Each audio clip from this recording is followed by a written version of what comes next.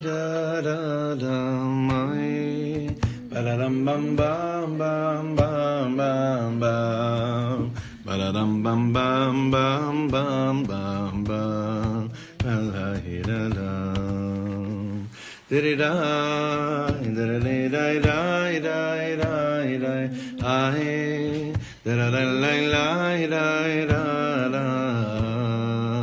da da la la da da bum bum bum bum bum.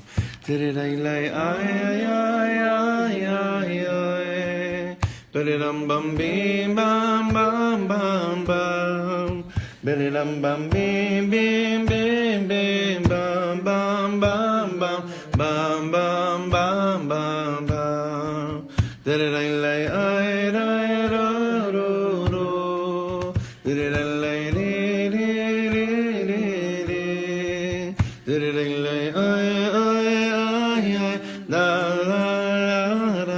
bam bam bam bam bam ay da di da da da ay ay ay da da la la da da da ay da da la da da da oh do do. Okay, today's a very special night, very special night, because it's obviously there's Midah. It's always Tiferet, the night of Monday night, so it's your sefira. But I didn't even tell you that tonight is my Bubby's Yochai. You knew that, yeah. Tonight is my hey guys. Tonight is my grandmother's Yochai. She passed away. You can close the door. No, your mother or your father? Oh, okay, great. See, so don't close the door. My father's mother, she passed away 15 years ago tonight. She's the one that I quite often mention as the one who escaped and survived the Germans. And I'm blown away by the fact that I had any privilege of knowing a person like that. The language barrier was always difficult since she mainly spoke Polish and Yiddish and Spanish, and I was, talking English and Hebrew. But it's a larger than life experience to say that your grandmother was a menatzachat. She won. She won. She had netzach. She won. And I want to dedicate the learning tonight to her, Ilui Neshama, Chaya Bat Shmuel. And I also want to dedicate the learning for the continued refuah shlema of Yakir Ephraim ben Rachel Dvara, Bezrat Hashem. Hey Jack. So, what do we have to do tonight? There's not enough that we could do about Sefirat HaOmer. There's never enough that we could learn about Sefirat HaOmer. There's always more and more and more. And these days, this time this year, I feel the Sefira in a very different way. And I try to share some of these things on a daily basis with the Chevra, of these thoughts of every single night, because every single night is offering something else. Every night is something else, but so to a certain extent, every night, for now, is a build-up till the 33rd. I don't want to say the name. Tonight's 31, but in 2 more nights, there'll be another number, and that'll be a number that Am Yisrael longs for and has become the biggest communal celebration that Am Yisrael has. It's very interesting. More than Yom Kippur at the Kotel, or more than any other gathering here in Eretz Yisrael, that's B'Kedusha. Lag BaOmer is the largest gathering. Nearly 1 million Jews get together on Lag BaOmer. So to try to decipher that one and to figure out, okay, so what was Rebbe Shimon Bar Yochai's whole thing? That's not for. It's always for now, but we couldn't. It would take us 35 years to begin to realize we don't understand. But there's something about. I want to talk dafka about the sefirot. The night of Rabbi Shimon's Hilula is very much connected with the sefira of that night. So I'm just going to preface by saying we're going to be mentioning the sefira of that night only in context of learning, so that we don't get confused and think, wait a second, I counted 2 nights ahead. Just in the context of learning, we're going to be talking about the sefira of the night of Rebbe Shimon Bar Yochai, which is Hod Sheva Hod. Because we're in the week of Hod right now, and tonight's Tiferet Sheva Hod. So, What are we busy doing during Sfirat Omer? Like, what would you say? What are we busy doing? What's the most common answer? Roasting kebab. Counting, right? Huh? Roasting kebab. Roasting kebab. Most common activity, roasting kebab. And doing Sfirat Omer? Or in general? On the night that you're speaking of. Yes, it's No. the most common thing we do. We roast kebab. Sefira. Oh. Sefira in general. Sefira in general. So we're counting, we're getting ready, we're longing, we're like we spoke about last week, we're figuring out what we actually want from life. But we're actually doing very heavy avodat hanefesh, very directive work on ourselves. Work like we really don't have the luxury of doing all year long, because all year long there's a holiday, I got to prepare. If it's 30 days, if it's a week, whatever it is, I got to prepare. I always found it funny to spiritually prepare for Sukkot. It's a holiday filled with so much richness, and you basically have a few hours to prepare, because you're not thinking about Sukkot the day before Yom Kippur. You're thinking about Yom Kippur. You're not even thinking about Sukkot then right after Yom Kippur, because you're still thinking about Yom Kippur sometimes. That's why the Chazal said, they're so smart, they said, we're going to rush you to start thinking about Sukkot. Go and build your Sukkah, or start at least Motzei Yom Kippur. But having said all that, I last night was going through an old archive this year. This is like the only time I have a chance to think about like the old, what we used to do with Reb Shlomo's material.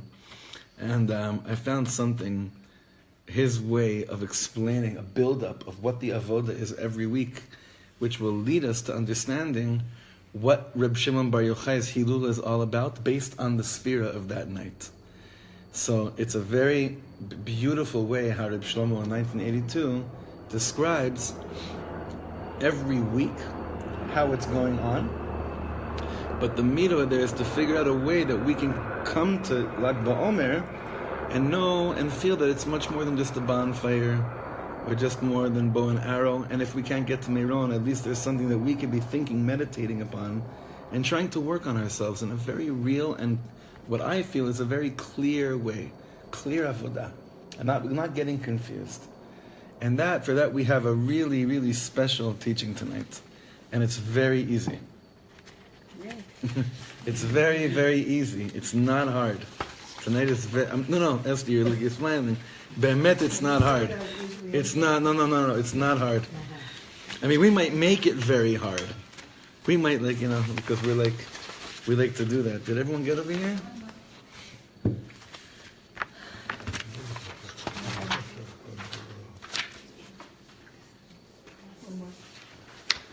Oh, we need one more back here. Is there one more?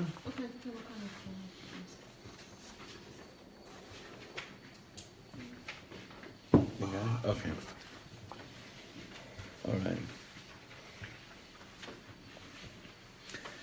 All right. L'refuat Yakir Ephraim ben Rachel Dvora Hashem P'tach Sharei Shamayim L'tfilatenu.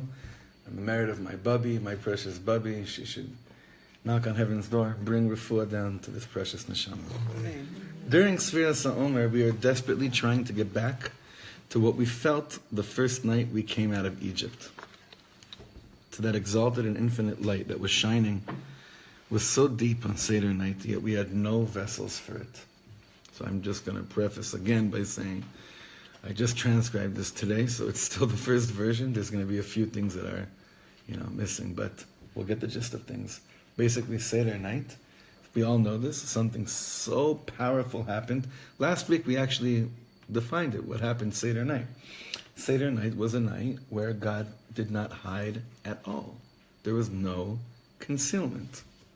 Zero concealment.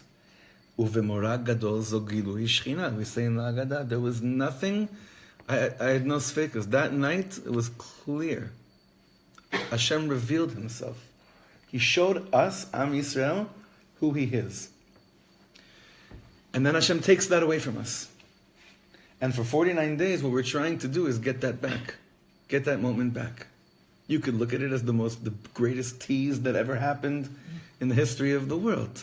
Where Hashem says, this is who you are, and this is who you could be, but guess what? I'm taking it away from you. Right? So we are desperately trying to get back to what we felt was the Gilui on Seder night. Okay? Now he explains like this. Great things are happening to us all the time. But the saddest thing is that it doesn't connect to our lives for one simple reason. We have no vessels for it. Does anyone understand what that sentence meant? Yeah? Yeah. What do you think? How would you explain it? We don't have the antenna. Okay. For what? For that which is actually happening. Meaning it's happening, but the klita, which literally means like an antenna, is the klita, right? Or we don't have a kli kibul. I have nowhere to put it in. I experience very high moments all the time. Like the truth is, someone who just asked me about Yom Ha'atzmaut morning. Me. You have to, right now, if I was connected to, if I had a vessels, I wouldn't say it was cute. Now that I think about it, cute. I don't know if that was cute. I think it was. It was so lifted. Nachon, but to have a vessel. no, I know, but to have, that's exactly the point. That's exactly the point. Things can be so high, but if you don't have a vessel for it, and you don't know what to do It with looked like, in the end section, it looked like everyone. That's the whole point. The kli, you have to. How The did I kli miss is what it? you would need to keep it. I'm sorry, what's that? The kli is what you need to keep that experience. If you don't have a kli, it just goes away. Well, what does it say about the experience if you have no vessel to put it into? It's a transient. It's something transient. Just it's gone. Do you It's doubt all- its authenticity? No, not really. You were there. No, not at the moment. Not But- at the but moment. If the reaction is just, oh wow, you can't hold that. Nachon. You can't hold, oh wow. And then you start to wonder, was it really oh wow? Because you say to yourself, if it really was an oh wow moment, then I would still be oh wowing. Right? Yeah, but life's not like that. We're here to figure out what life isn't like, right? Here he gives a great example. A lot of people go to Yerushalayim, they pray by the Holy Wall, and then 5 minutes later go and eat Chinese food in a non-kosher restaurant. And you wonder, how is this possible? 10 minutes ago I saw them crying by the Holy Wall, which means they must have felt something. They felt so Jewish, so holy. But what happened 10 minutes later? The answer is, she could sit here, love. She could sit over here. Mira, you want to move over one so Lori can sit over here? Hey, thank you. They felt so Jewish, so holy, but what happened 10 minutes later? The answer is Nebuch. They have no vessels for what they felt. So what is a vessel? Like Yalla, the great Agdara. What is a kli? What does that mean that you have a vessel for something? Having a vessel means that I have a little safe in my heart, which is where I'm putting that emotion into. That's a pretty wild sentence, no? I told you it was going to be easy tonight, right? Mm-hmm. But think about that for a second. Did you ever put something into your heart? Because we say that every single time we say Aleinu l'shabeach. V'yadata hayom v'hashevota el levavecha. We say it all the time. Al levavecha. Al levavecha. Nachon. But the literal action of putting something into your heart is something we actually say. Ve'adata hayom v'hashevota el levavecha. Look, some of you have said this probably like 850 times this year, so you must know what it means. Huh? Oh, I forgot. It's not the Muslim night, huh? You carry it with you. You can How? It's true. How? That's what it means to carry something with you, putting it into your heart. Our concept of what we want to do tonight is how. And what we're going to see is that the work that we do on Sfirat HaOmer, with each emotion, Chesed, Gvura, Tiferet, Netzach, Hod, Yesod, Malchut, and the different combinations of every night allow us and show us access as to how to take exalted moments and build a vessel in order for that to stay with us so that we carry it with us and we show up to Mount Sinai as people like this, not Nebuch Schleppers that are gibenim, how do you say giben? Hunchbacks. But literally standing with humble pride. Every night we have an opportunity to figure out how to build this vessel. Guess what it boils down to? How do you put something into your heart? Oh boy, do you have to work on yourself. It's not an art. Oh, if I do that and I think of that for 20 seconds and I pour like oil on my left elbow every 3 minutes, then it's not a chokhmah that, we'll crack a code. This is what's called tikkun hamidot, fixing the emotions, fixing those things that need to be fixed. And when we approach these weeks of Sfirat HaOmer, what ends up happening is that if we approach it correctly to the best of our ability, we'll end up being people that don't need to keep on being stimulated every second, because the high moments last. And they get put into a certain place. And guess what? It's not that we carry them. It carries us, actually. Mamash. Just like it says about the Aron. Ha'aron, when we were, the Bnei, who was it? Bnei Kehat. Right? They were carrying the Aron. Bnei Kehat, right? Not Merari and not Gershom, Bnei Kehat. They were the sons of Levi. They were carrying the Aron. And the Gemara says, Ha'aron noseh et nosav. They were trying to wonder, how could the Aron Kodesh be carried by a few human beings? It was tons and tons. It weighed tons. It was very, very heavy. So the Chazal say, Ha'aron noseh et nosav. Really, when you're holding on to high moments for dear life, that's what ends up carrying you. You're not carrying it. Just like, I don't know who said this, it's one of these sayings that in today's day and age keeps on being changed. The source keeps on changing. About more than Yidden kept Shabbos, Shabbos kept the Yidden through Galut. Even till today.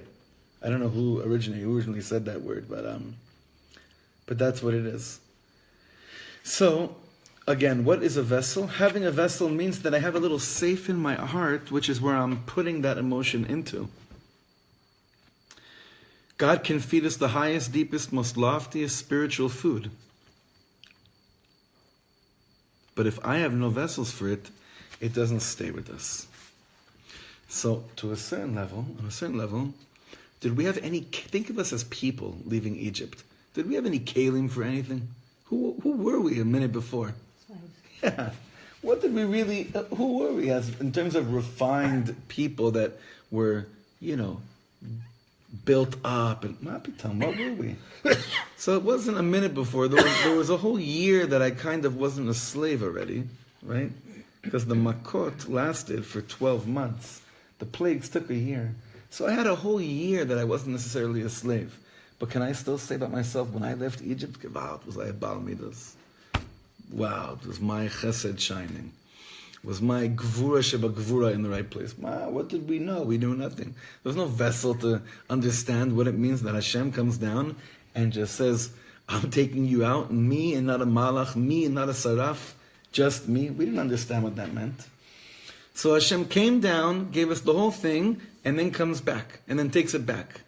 So the question is, when God took it back, that moment, did we completely forget about it, or was there a remnant of it? Was something there? Was there a taste of it? So for sure there was a taste of it. How do we know? Look how he proves this. But something did stay with us. Fourth paragraph. Ein maftirin, that's a typo, ein maftirin, achar ha-pesach afikomen. That's what we say in the Haggadah. At the Seder, after you eat the matzah, you're not permitted to eat anything else. But you know what stayed with us? The taste. The taste of that great night stayed with us. Here he's explaining Api Chasidus why it's asur to eat anything after the afikomen. Because we want the ta'am to stay with us after we leave the seudah. And the ta'am, what's the last thing we eat? It's not a roast, it's not cake, it's not sorbet. What is it? Matzah. It's matzah. That's what it is. Sometimes something so beautiful happens to you. You may not have vessels for it, but the taste of it was so special that it had an imprint on your soul.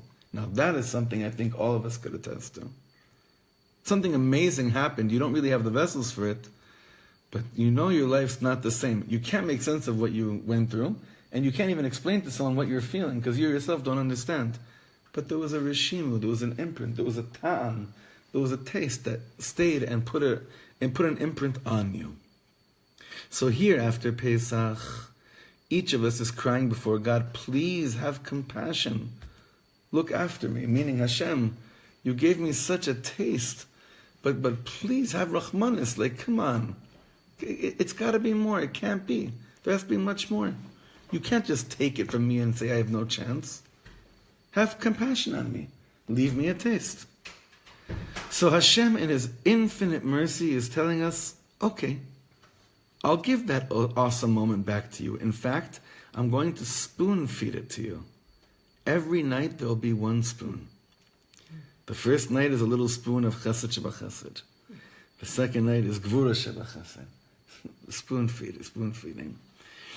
So this is like it's like looking at the sefiras now so differently. It's like every night. It's like if you approach Sfirat Omer like this, when you go to bless the Omer, or even if you miss the blessing, it has nothing to do with still working on yourself. Just the fact that you missed a night and you're not saying the bracha, it's still Sfirat Omer. It's still a certain day of the Omer, and that sefira is still shining on that night, and meaning that the access to work on yourself through that midah is still there that night. So what is it basically telling us? That not every single night. Imagine if you approach Sfirat Omer and saying, "Okay, Hashem, I'm opening up wide," right? And you imagine Hashem coming like an airplane, like a choo-choo train or whatever it is, saying, "Here's this midah, right? Here's just this. You don't have to work on everything to fix yourself and feel like you have a vessel. Just this." So it's an amazing concept. He's changing it. Spoon. For God is saying, you're right. I'm going to give it to you like this, night after night. So now we're going to understand what is Hashem actually giving us. He's giving us things night after night, but what is it and how is this actually happening? Because you know what's freaky is that we're already in the 5th week of the Omer. Right? It's crazy. It's night 31. There's 49 nights. You know, we're right there. Usually, like people when they realize, oh my God, it's 3 nights before Rosh Hashanah. Like, wow, 3.5 weeks passed from Elul. Oh my God! But like for us, like we have such an incredible opportunity to really refine ourselves. But guess what? Clock is ticking. But it only feels like that when you don't take advantage of every single night. If every single night is taken advantage of, and all you're working on every single night is one thing, then it doesn't feel so stressful and full of anxiety. Yesh makom linshom, there's room to breathe. God wanted it to be that there's room to breathe while working on yourself. And not feeling like someone's standing there with a gun to your head saying, become holy right now. Because that never works. And you don't build vessels like that. You don't create a vessel inside of you for something to last when someone has a gun to your head. So now look back inside. What is happening with these feelings? Meaning, what's going on? What are these midot? So we're not going to go through all of them. We're only going through the first 5 because we're getting to the week of Hod. Okay? We're going to go to Chesed, Gvura, Tiferet, Netzach, Hod. Yesod and Malchus we'll do later. On a very simple level, we have 7 emotions which need fixing. What is the greatest vessel? It's not in my head. That person who stood by the holy wall, by the kotel, crying his eyes out, and a few minutes later forgot about the whole thing. What is he missing? Does he not have a good head? He might be a genius. But he has no access to his heart. That's what we spoke about before. The heart is the vessel for everything holy, not the head. The heart is the vessel for everything holy. That's perhaps why it says, V'hashevota elevavecha. Jay, what did you quote?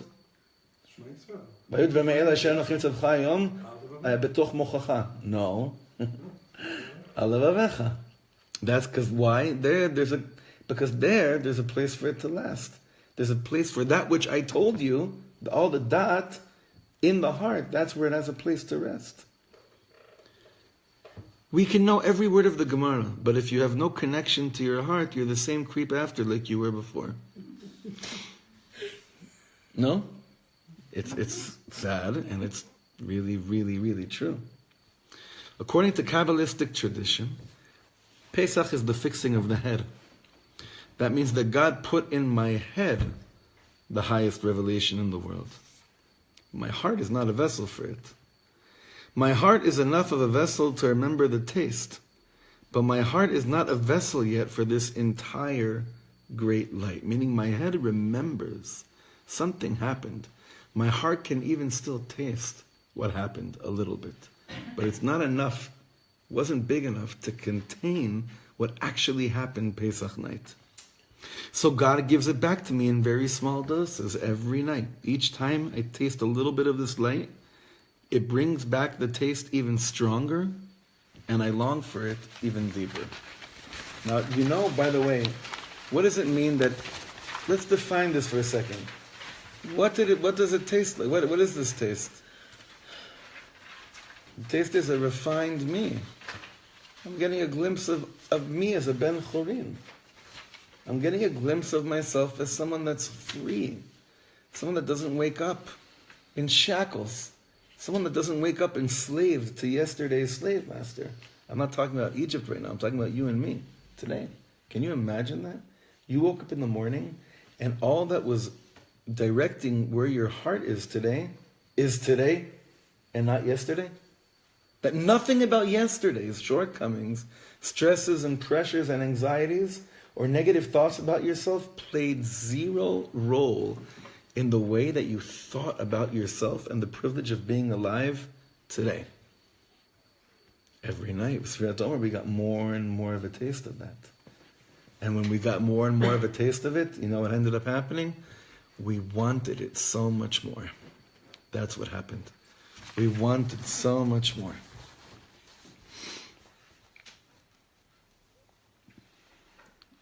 Okay, this is a classic Reb Shlomo example right now. And I see we're not going to be able to go through everything, so I might have to, we'll figure this out. Imagine I met this girl on the subway and she touched me so deep, and after she told me her phone number, I simply forgot about it. I don't know, my head was in the sky. She told me her number, I forgot. A friend of mine was there, and he had with a better memory. And every night, he gives me one number, meaning every night it was coming back to him. Oh, that's one more number. He says the first number is 5. I only have one number, but Gewalt, he gives me a taste because soon I'll know the whole number. And I'll be able to call her. Pay attention to what he's doing over here. The second night he says 8. My friend says 8. And I'm blowing my mind. I already have 5 and 8. Each day it gets stronger and stronger. So every night of Sfiras HaOmer, I'm tasting more and I'm on my way. Between Pesach and Shavuos, God gives me the whole number so I can dial the Torah all the time. Meaning by the end, you see, when I long for a number so badly, and I say 5, and every night 5 for a whole night, then 8. That's all I'm thinking about that day. You know what ends up happening when I have the full number? I don't forget it. It's a number that I know so well. It's nothing that can take me away from remembering that number. He's saying, basically, that is what's happening with Sfirat Omer, with the patience, saying, wait a second, when you were told the whole number, you had no vessel to remember it. Why? Because you were in love. Whatever that meant. You were just taken by that moment. You were, oh wow, I can't believe it was... I'm going to take that back, and now the way you're going to learn this number, you're not going to be able to forget it. But what does it depend on? That every single night you're waiting to learn another number. So to interpret that into our lashon, into our language, what does that mean about our relationship with Sfirat Omer? What does that mean? That every single night that God gives me another number, which means another night to count, and another sefira to work on, I can see myself in that sefira more and more. And I get another glimpse of the beautiful me, the more refined me. And I can't wait to get to know myself even more. What happens to us usually? When we get to know ourselves, we get disgusted. And the last thing in the world I want to do is to know more about myself. I know enough. But a Ben Chorin doesn't act like that. A free person, that's not his game. Our Inyan and Alavai Hashem should have compassion on us, because this is the biggest game. This is the hardest game. It's the biggest game. That I actually spend time getting to know myself, and I enjoy what I find. But why do I enjoy what I find? Because it's not me finding it. It's Hashem giving it to me on a spoon. Here, I'm feeding it to you. So it's not your own Inyan here. I'm feeding it to you night after night, sefira after sefira. So the first week is chesed. Do you know what happened until our father Abraham came onto the scene? Do you think people didn't love each other? I'm sure there was loving in the world, but it was unfixed. We didn't have vessels for our own love. Okay, Does anyone understand what that means? Not having vessels for your own love? Come on. Someone's got to give a shot. What does it mean not having vessels for your own love? It's not having love. What'd you say, Mindy? Dor hamabul. Like too much chesed is just. Oh, okay, that's one way of looking at it. Yachol liot. No kelim when it's too much like that. What else? Chanasara? No, I was thinking it was not having form or the limits that you, En gvul. yeah, and no way of bringing it down in a way that You could do anything with it. right. Great. What else? Mira, you said something? I said no way of being able to love yourself. Oh, okay. Beseder. Now let me ask you something. Could it be that it's also like when someone says to you, I love you, you have no idea what to do with that? I don't know what it is. So you have no vessels for people's love for you as well, meaning any love that's going your direction, you have no idea what to do with it. I'm sure they're narcissists Huh? at that time. I'm sure they were narcissists at that time. Also in this time. Not just then. By me, my hambas manazeh. Mamish, it's the same. It's the same thing. But think about this for a second, on a very simple level, but a very deep level, obviously. Do you know that, Rook? Imagine if tonight you texted someone, and you say to them, "I really feel the need to tell you that I love you," and it's someone that you might have seen last week, or you haven't seen them in 3 weeks, but that's all you really want to tell them. What would prevent you from doing that? That they think that you're crazy and they wouldn't know what to do with it, right? So right before Shir, I actually did it to somebody. Mamish, right before Shir, a buddy of mine, huh? I'm not going to say on it's a bunch of people learning with us. I'm not going to say right now, but She's going to get to know soon. yeah, I'll show you later.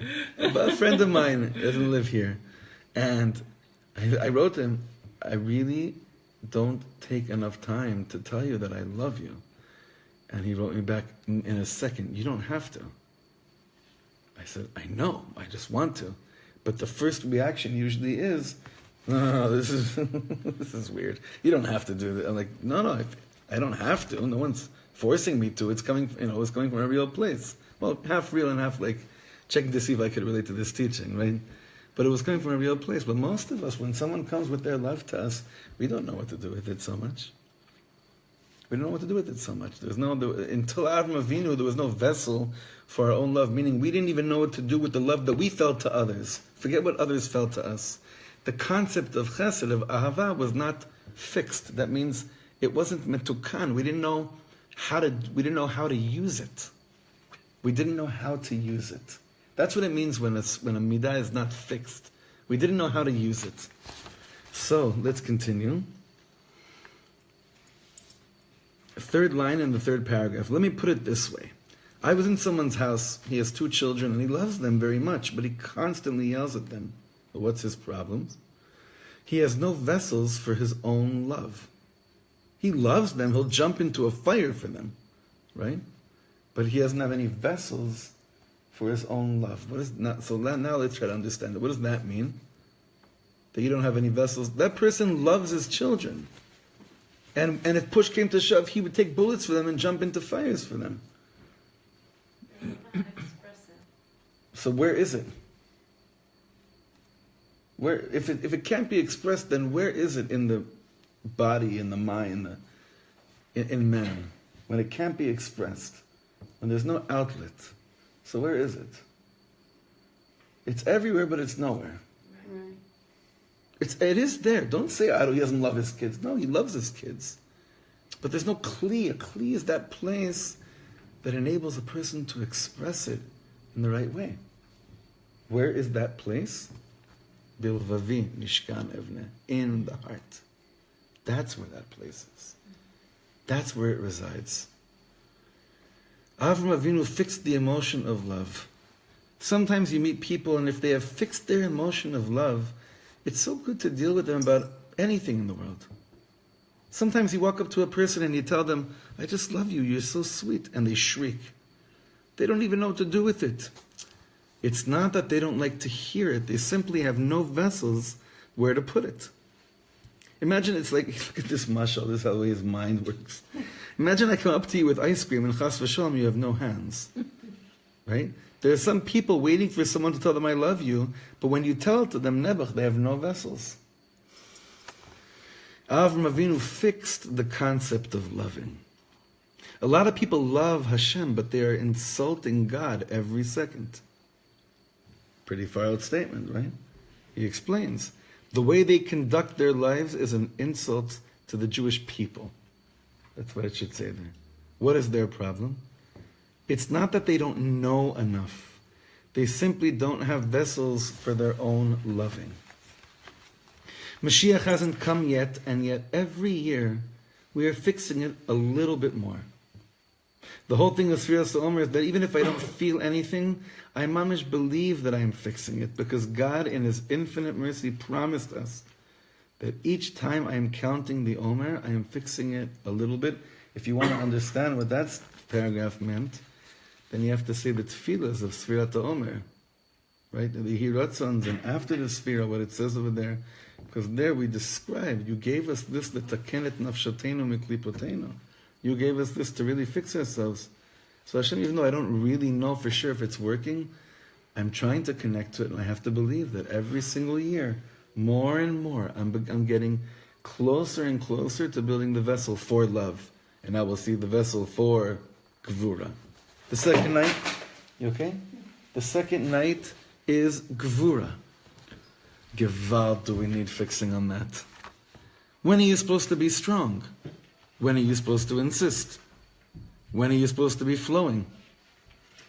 Do you think that each time you see someone doing wrong, you have to knock their head off?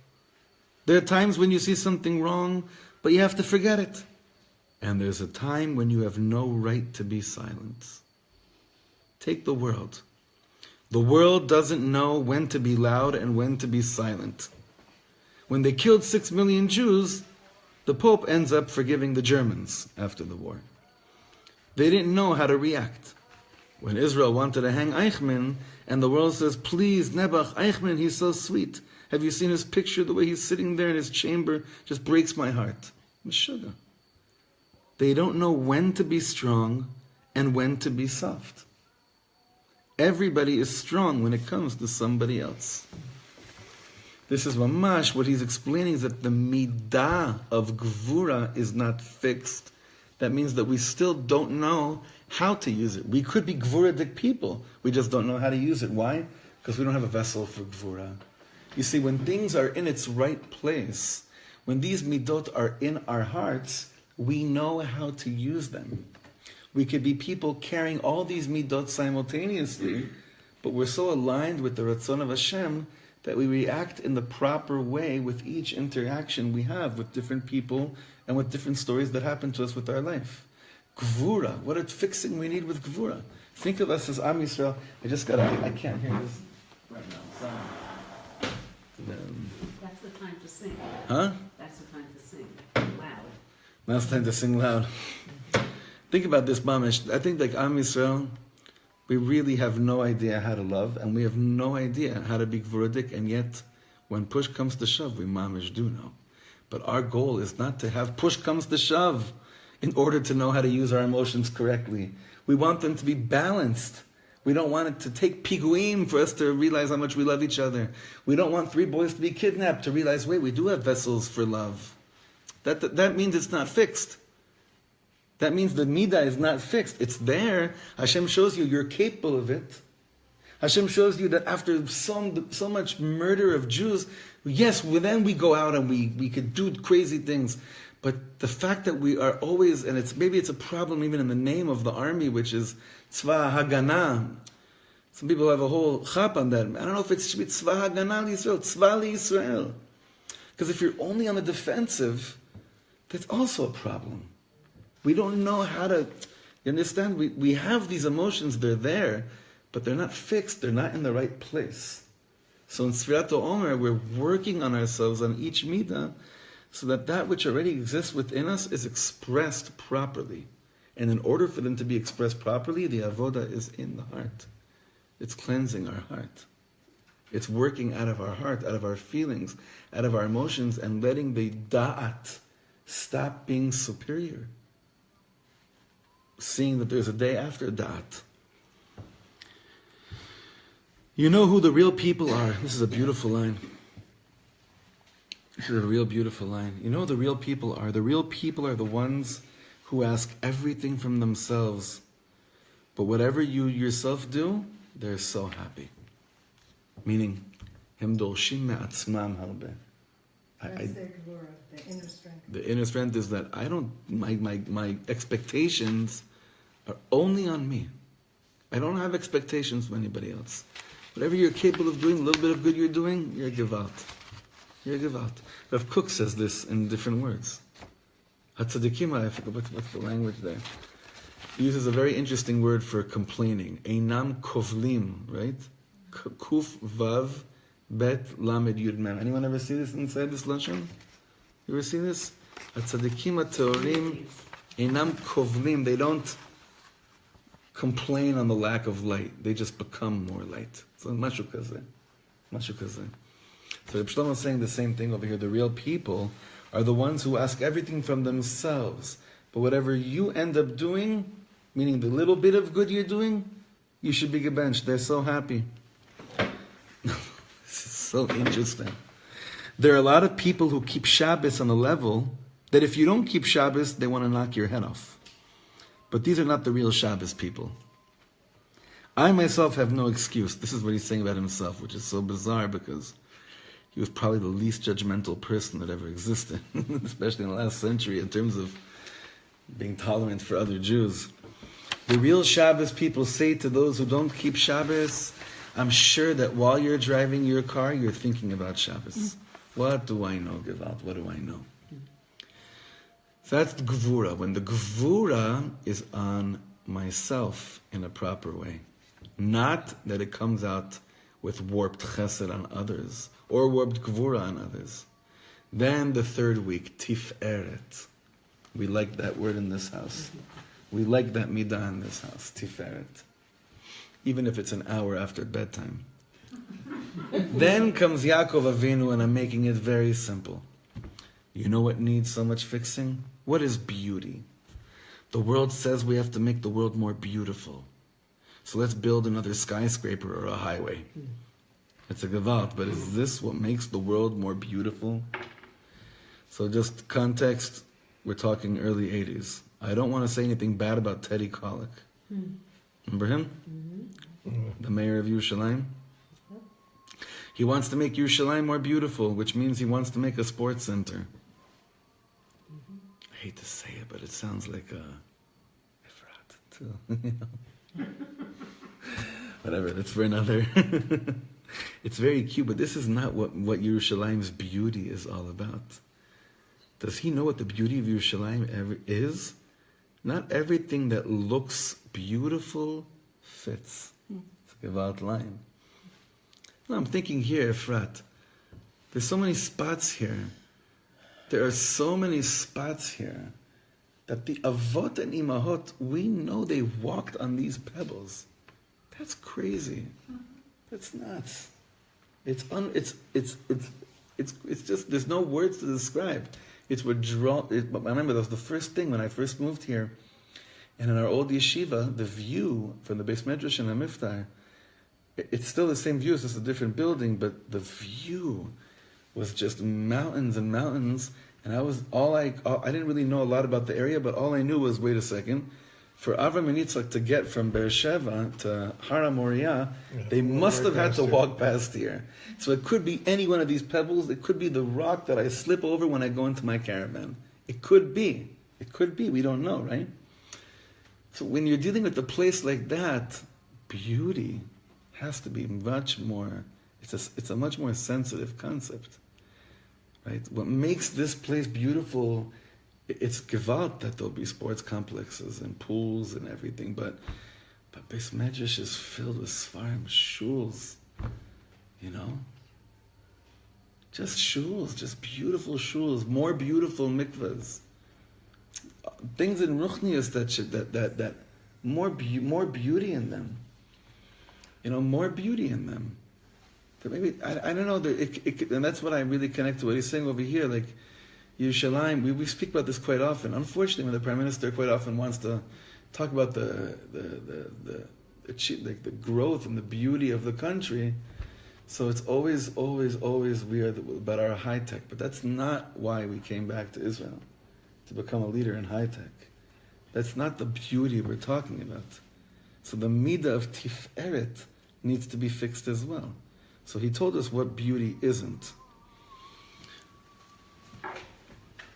I want you to know something else. Third paragraph. There's nothing more drawing in the world than beauty. When something is beautiful, you don't need propaganda. When something is very, very beautiful, I don't have to ask people to come by and check it out. They know it's beautiful. You know what Yaakov Avinu did? Yaakov Avinu, what he gave to Yiddishkeit, he gave Yiddishkeit a sense of beauty. This is what Yaakov's midah is of tiferet.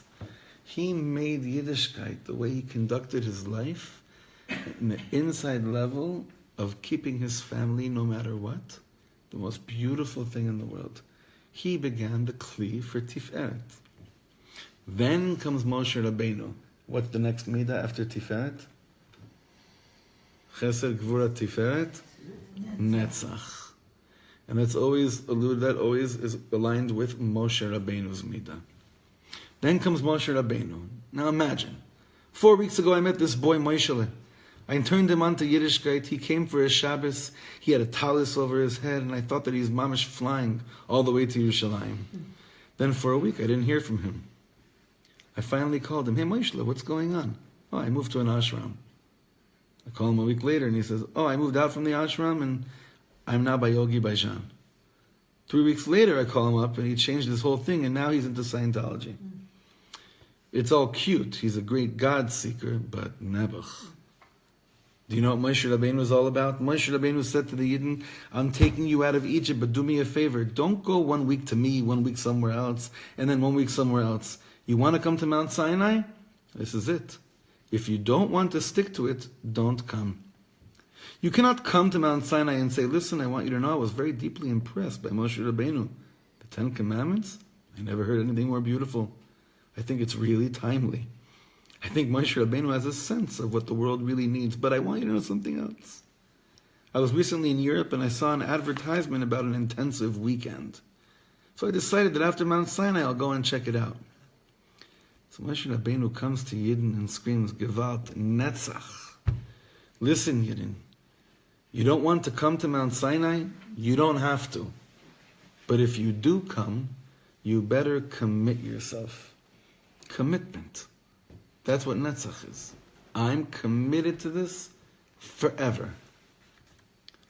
You know, friends, it takes a lot of depth to really take in Netzach. Netzach also comes from the word to conquer.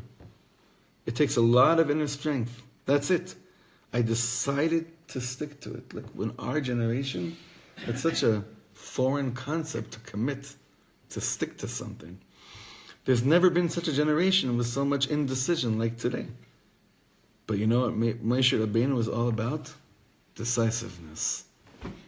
That is basically the midah we're working on the 4th week, the week of Netzach. Becoming menatzchim, becoming people that are committed and stick and follow through with things that we took on. And I don't want to talk about anyone else in this room, but I know that this one is such a big one for me. Just following through, just taking something on, and even though there's so many distractions, but following through with what you took on no matter what. That's the midah of nitzachon. You need chesed, gvura, and tiferet in order to have netzach, right? But now Reb Shlomo is going to take us into our week. Now, after I get to the level of Netzach, I can fall into becoming hard again. Right? I can get into that. I can fall into a trap on emotions of my heart. Why? Like about Tshuva that becomes from, and he's committed. What ends up happening to him? I mean, not everyone, but I'm sure each of you have a cousin that stopped eating in your house at a certain time. No? Not so much? A child? Becomes hard and inflexible. I decided what I decided, and I don't want to hear anything from anybody. Here comes Aaron HaKohen. That's the week, right? Hod is the midah of Aaron. And what does Aaron HaKohen do? He is mamtik and netzach. This is Kabbalah. He's mamtik the midah of netzach. He sweetens the concept of commitment. Because usually if you had to have an emoji for the word commitment, what would it look like? Would there be a smiley face there? What color would the emoji be? Would it be yellow? Probably not. Probably red. Not heart red, but, right? Blood red. Blood red, yeah, blood red. Dam to dom, mama. Blood red. So here Rabbi Shlomo is saying, Aaron HaKohen is mamtik the netzach. He sweetens the concept of being committed and of following through. Meaning usually when I'm committed to something, so it's more of this inyan of I need to act like this. It's a militant feeling. It's a militant feeling, very good. And he's saying, no, it could be a chassidish feeling. It could be a sweet feeling. That you're proud of yourself. This is what I'm taking on. Like, I'm deciding, I'm committed to love you forever. With our children, we don't have to say that because it's a natural thing. With people that aren't our children or close relatives, it's an avodah. It's an avodah. To commit yourself to love someone forever. Kohanim are judged, but they're tested every single morning in shul by this. If someone is in the shul that I don't love, I can't bench. I can't duchen.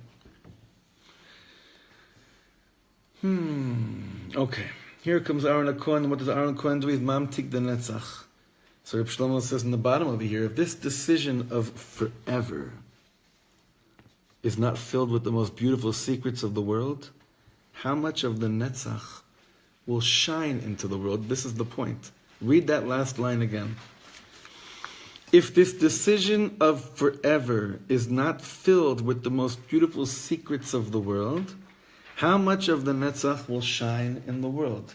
So I'm going to try to explain what he's saying over here in my humble opinion, and it could be I'm totally off, but I'm limited to my limited perception. This is how I've been seeing it. When you commit yourself to Kedusha, it doesn't mean that you understand necessarily what you're getting into, but it means that you're driven to continue to discover what you're getting into. The best example for this is marriage. When you decide to get married, you need to be open to the fact that there's still a bunch of secrets between each other. But that's part of the game. If you knew everything and it'd be an open book, it'd be the saddest thing in the world. Meaning there's supposed to still be secrets, things that are unknown to you, beyond your dot. But you're committed to keep on unraveling them and discovering them. So what is he saying over here? If this decision of forever, meaning if this commitment, that what you signed up for, is not filled with the most beautiful secrets of the world, how much of the netzach will shine in the world? What kind of glow will there be to your commitment if it's just, this is what it is? Meaning being open to the unknown is what makes commitments shine. Does that make any sense? Accepting that there's so much more than meets the eye, but Gevalt, you're committed to keep on finding out, just like you think any of us can say that we've chapt Hashem, and yet we're still committed. The problem is, when we're not open to the surprises, our commitment doesn't shine. It doesn't glow. And once again, he's going to say there's so much better than I could ever try. I don't know why I don't just read on, like this always happens. And I break my head to explain something, and I say, he says it's so much better. Here, we're almost at the end, Chavra. Then we could all find out what Bibi said. Have you ever seen people whose faces are empty? Have you ever seen people who have a holy glow in their face? It happens that I can commit myself to Yiddishkeit, to God, and to everything holy, but I don't glow. Sometimes there are very religious people who are on the level of Netzach. They mamish committed themselves. They put on tefillin every day of their life. They kept Shabbos their whole life. Everything. But they're missing the glow, the hod. I'm not talking about tiferes, beauty. I'm talking about the hod, inside beauty, inside glow. So Moshe Rabbeinu, Reb Shlomo says, is the greatest teacher, but nobody reaches us like Aaron HaKohen. No, nothing reaches us like the Holy Temple. Nobody reaches into the deepest depths of somebody. When you reach someone in the deepest depths, you realize that there is always so much more depth waiting to be discovered. That's so true. If you ever had a real Rebbe, a real teacher, you know when you spend like 20 years with them and then you realize, why, I really have no idea who they are, then the relationship starts to glow. But as long as you think, oh, he's like this is his style, I know what he's going to say now, it's a netzach, you're committed, but gewalt, is it boring? And it's not shining. Because you're not open to the fact that there's secrets coming out of here, or will come out of here. So here, I just have to say this, that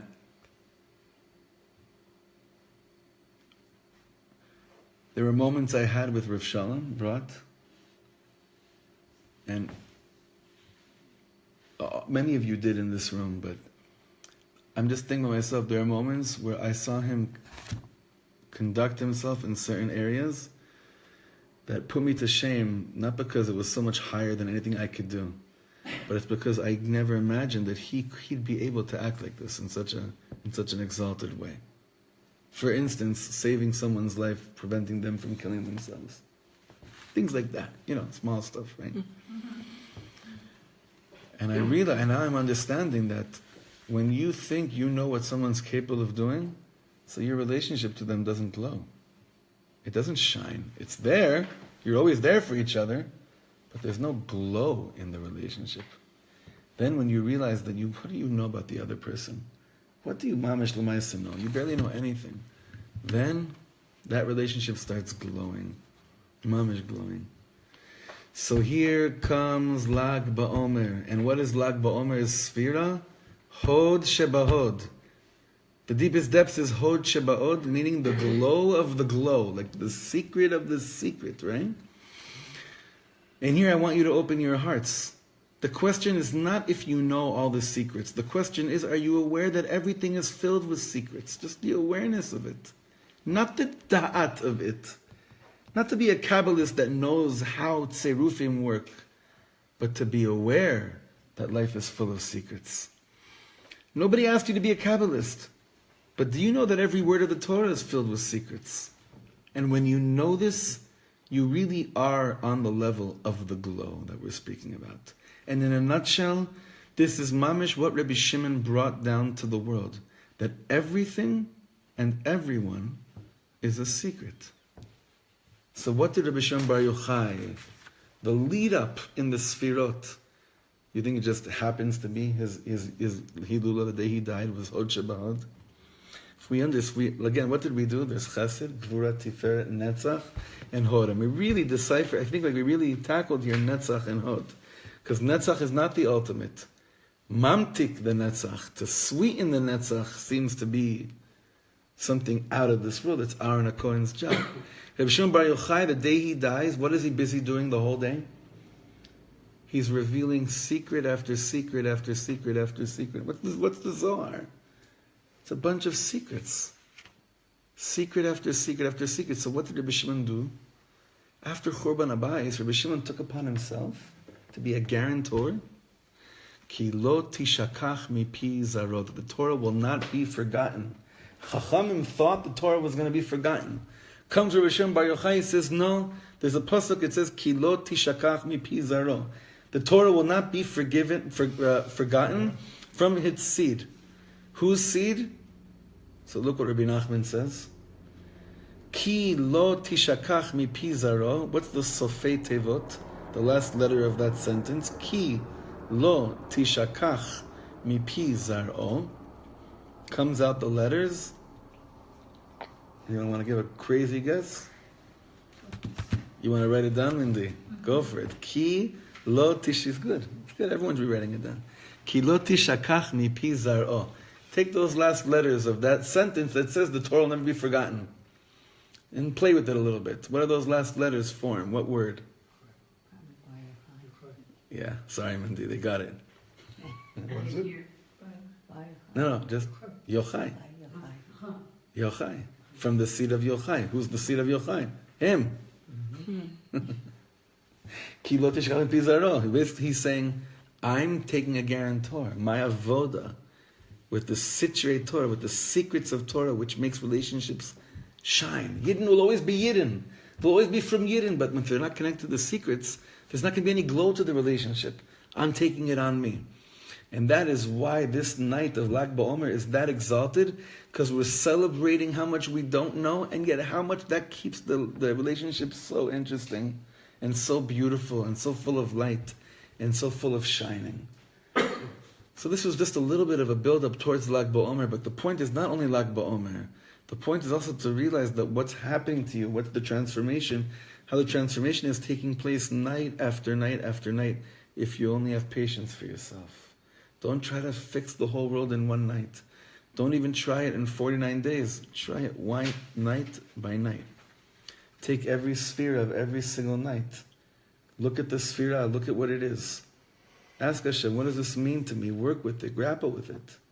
Now that we have a little bit of understanding of Chesed, Gvura, Tiferet, Netzach, and Hod, there's a lot we can do now with the sefirot. How much is my love fixed? How much is my Gvura fixed?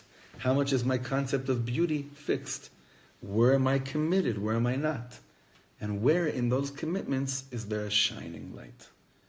That's the first 5 weeks. Hopefully after Lag BaOmer we'll have a chance to also get into the final 2 weeks, B'ezrat Hashem as well. All right, Shukriach everyone. Thank you so much for coming. Should be privileged. Wow. Rabbi Shimon. Real easy. Huh? Real simple. It wasn't as hard as you thought it would be. Come on. It wasn't simple. It wasn't simple? It's deep. It's deep, but it's easy. Esti, what's the verdict?